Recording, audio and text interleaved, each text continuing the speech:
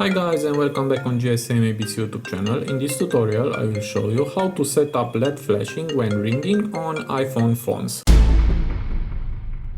So to do that it is very easy, just go to settings and now scroll down and go to general and here go to accessibility. Hit on that and now scroll down. And here we have LED flash for alerts. Now it's turned off and just turn it on.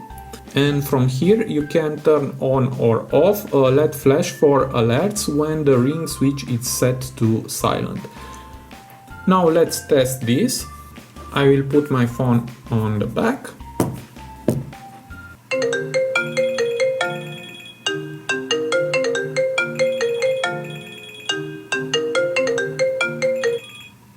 And as you can see, it's working. So I hope this tutorial to be useful for you and see you to the next. Have a nice day.